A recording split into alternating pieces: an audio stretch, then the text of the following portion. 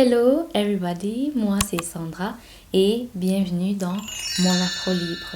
Aujourd'hui, je vais partager avec vous 7 autres choses qui ont changé dans ma routine capillaire et promis, après ça, je vous parlerai aussi des choses qui n'ont absolument pas changé, que je peux continuer à faire la même chose encore et encore. Et bien sûr, c'est parce que ça marche. Et donc, j'ai aussi mes notes comme la dernière fois.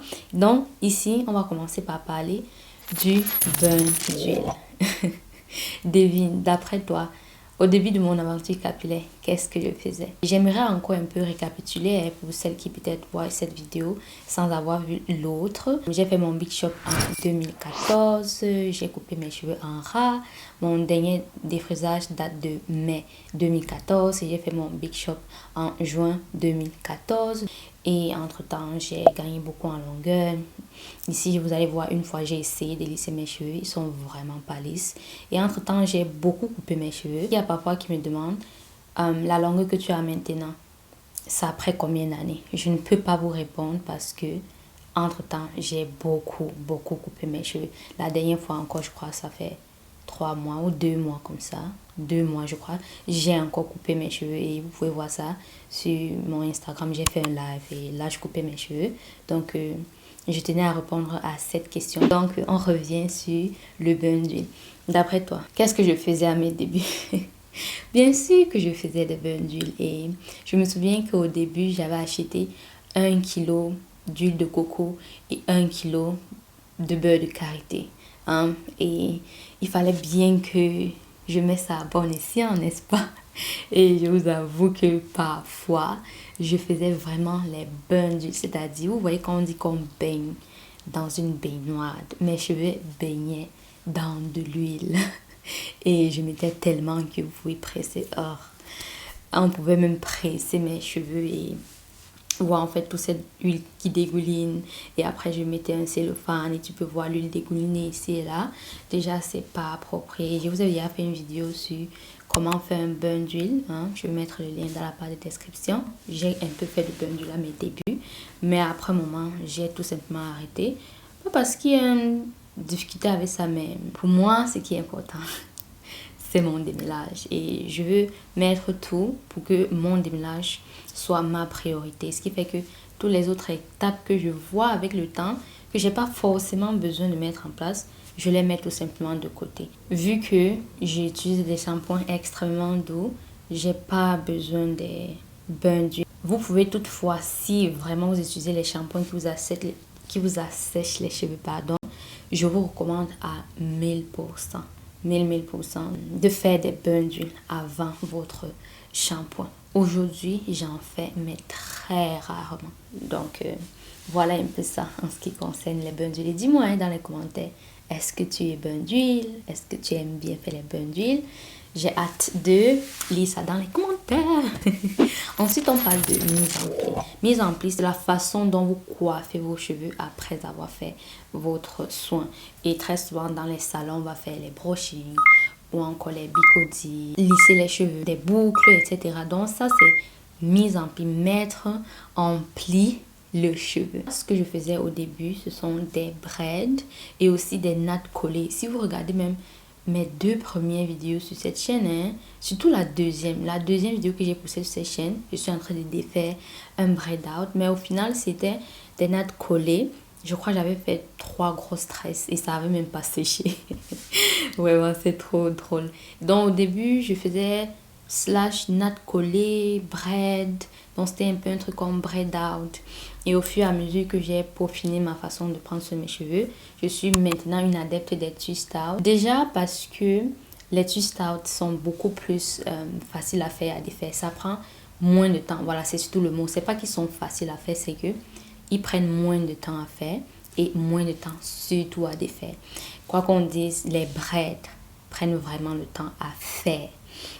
Maintenant, pour défaire, c'est aussi quelque chose, ça prend aussi le temps. Et donc, je préfère les twist out pour cet avantage-là que ça me donne. Je peux faire des braids ou encore des twists, mais je préfère des twists pour après faire des twist out parce que ça me fait énormément gagner en temps. Voilà pourquoi je suis aujourd'hui une adepte des twist out. Et toi, Tu aimes quoi? Tu stout ou tu aimes plutôt les braids? Ensuite, on va parler des portions lorsqu'on fait ses soins. Donc, lorsque je fais mes soins, avant, je faisais des grosses portions. Et dans ma tête, c'était que plus la portion est grosse, plus je vais vite finir mes soins et plus je vais passer à autre chose. Wrong. I was wrong. And you may as well be wrong if you are still doing big portions.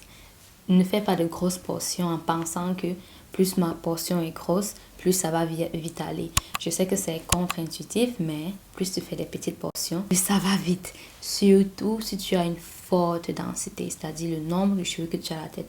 Si tu as beaucoup de cheveux sur la tête, il est préférable pour toi de faire des petites sections. Donc, au début, je faisais dans les 3, parfois 2, 3, 4. Mais aujourd'hui, je dois faire 6 portions minimum. Et plus je fais 7, 8, plus ça va vite. Hein? Donc, aujourd'hui, on est dans les petites portions. Team petites portions. Et surtout que j'ai les pinces. Quand tu utilises aussi les pinces, ça te facilite de bien sectionner la chose. Avant, je sectionnais avec chichi, mais c'était avant. Ensuite, on va parler des gels. J'ai parfois cette question. Avant, j'utilisais le gel, mais c'était vraiment au début. Quand je ne savais pas encore comment faire une mise en pli, une bonne mise en pli, j'avais vu que si on mettait le gel dans les cheveux, on pouvait avoir un résultat beaucoup plus séparé, aller beaucoup plus marqué. Et il y a cette vidéo, si vous regardez ma vidéo sur chignon, Obdou, titre c'est ça je crois, vous allez voir, je fais mes cheveux comme ça et... Il y a un avant-après que je fais dans la vidéo. Si tu as vu la vidéo, tu sais de quoi je parle. Là, vous voyez mes cheveux, j'avais mis le gel. Et je crois que même dans la vidéo, je dis ça. J'avais mis le gel pour faire ma mise en place. C'est-à-dire, après les soins, j'ai appliqué ma crème capillaire. Ensuite, par-dessus, j'ai appliqué le gel de lin. Et là, j'ai fait mes... Non, c'était les braids. En ce moment, je fais les braids. Et j'ai eu un très, très beau résultat. Et de temps en temps, je faisais ça. Mais ça m'embêtait parce qu'il fallait toujours cuisiner le gel de lin. Et si vous me connaissez bien, j'aime pas les DIY. Quand il faut déjà cuisiner les choses dans ta routine, ça augmente le temps. Et moi, j'aime pas ça. Comme j'ai dit, j'aime consacrer mon temps pour mon déménage. Donc, les autres choses qui vont venir me gêner là, j'aime pas ça. Donc... Voilà pourquoi j'ai abandonné ça, mais c'est aussi bien, ça apporte aussi une certaine hydratation. Ce qui me plaît, le gel de lin n'est pas comme le gel d'aloe vera qui attire l'humidité. Bizarrement, hein, je sais que c'est beaucoup mieux. Hein, ça n'attire pas autant d'humidité que le gel d'aloe vera. Donc, ça peut être une bonne alternative pour celles qui veulent utiliser le gel dans leurs cheveux. Mais aujourd'hui, je n'utilise absolument pas de gel. Je sais parfois, les gens pensent que mes séparations naturelles viennent du fait que j'utilise le gel dans mes cheveux, mais je n'utilise pas de gel. On peut avoir des séparations naturelles que j'appelle les locks libres sans pourtant utiliser le gel. Mais j'utilise quand même un gel commercial que j'achète de EcoStyle, c'est noir comme ça, pour parfois plaquer mes cheveux si je fais des chignons. Et c'est un gel qui ne solidifie pas, ça ne rend pas les cheveux durs, parce que j'aime pas ça. J'aime pas quand mes cheveux sont durs, ou on tape, ça fait coq. I don't like it. Donc je préfère un gel soft et la couleur est noire et par conséquent ça me laisse pas de résidus. Et ce qui fait que je peux faire un chignon avec et le lendemain je laisse encore mes cheveux lâchés comme de rien n'était. Et j'aime beaucoup, beaucoup ça. Ensuite, la dernière chose dont on va parler, ce sont les vaporisateurs. Alors, ça va être très, très drôle, cette histoire. Les vapos, et moi au début, c'était toute une histoire. J'utilisais les vapos. J'achetais les vapos presque tout le temps. Tu achètes l'autre, après ça ne fonctionne plus. Tu achètes l'autre, après tu vas appuyer, l'eau ne sort plus. Parfois l'eau sort en jet, alors que tu veux une brume. Je crois que il y a 2 fois j'ai utilisé le vapor en semaine. Vous savez qu'on dit mets de l'eau dedans. J'avais mis quoi? La glycérine, l'eau, l'huile un peu si ça. Oh my god. J'ai appliqué dans mes cheveux. Je crois 2, 3 fois. À un moment, j'ai compris que c'est pas pour moi. Je détestais ça. Le fait de mouiller mes cheveux, passer encore, hydrater, mettre... Le lendemain, mes cheveux étaient beaucoup plus secs que la veille. Et vu encore toute cette gymnastique que je fais la veille pour fait un peu comme refait une mise en pli dans mes cheveux. Le temps que ça prenait, moi j'aimais pas du tout. L'effet que ça mes cheveux avaient le lendemain, j'aimais pas du tout. Plus de sécheresse. Donc j'ai utilisé ça, je crois, 3 mois dans mes débuts. Et après, j'ai tout simplement compris que c'est pas fait pour moi. J'aime pas le vapeau. Ce qui fait qu'aujourd'hui, je n'utilise pas de vapeau. Pas en semaine. J'ai un vapeau. C'est-à-dire, j'ai un vapeau à la maison. Mais ça ne fonctionne même pas. Parce que je trouve qu'il y a l'utilité lorsque je fais mes soins. Par exemple, si tu fais tes soins et que tu es en train de faire ta mise en pli, n'est-ce pas? Et à un moment, quand tu es vers la fin, les cheveux de la fin sont dépourvus d'eau. Et moi, j'aime bien faire ma mise en pli sur les cheveux qui sont humides. Et donc, je trouve que c'est pratique à ce moment d'utiliser un vapeau pour réhumidifier le cheveu et là, le twister. Voilà la raison pour laquelle j'ai un vapeau chez moi, mais ce qui aime là, ça ne fonctionne même pas. Voilà pourquoi les vapeaux, je sais pas, est-ce que tu as ce même problème-là? Est-ce que tu as ce problème-là que tu te retrouves en train d'acheter les vapeaux encore et encore? Parce que ce que tu achètes, ce n'est jamais comme tu veux. Toutefois, j'ai vu certains vapeaux là sur Amazon.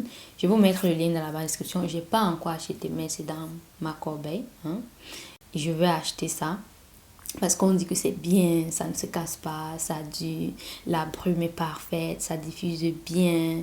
Donc, je veux bien essayer. Mais franchement, cette histoire de vapeau, j'aime pas du tout. Je ne réhydrate pas les cheveux en semaine parce que mes cheveux sont doux durant la semaine. Maintenant, si ça arrive, mais parce que ça arrive, hein, ça peut arriver qu'il y a une fois, mes cheveux durant la semaine ne sont pas bien hydratés, je préfère laisser mes cheveux tranquilles, attendre jusqu'à mon soin et faire mes soins complets que d'appliquer le vapeau, l'eau humidifiée, quel que soit le mélange que vous allez me dire dans les commentaires de oh, on mélange avec ci, ça.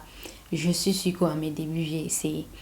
Et vraiment, comme j'ai dit, ce que je remarque avec ça, c'est que le lendemain, les cheveux sont beaucoup plus secs. Et moi, je déteste ça. Je déteste même aussi le fait que le lendemain, mes cheveux ne sont pas secs. J'ai beaucoup de cheveux. Et lorsque je fais ça, le lendemain, mes cheveux ne sont pas secs.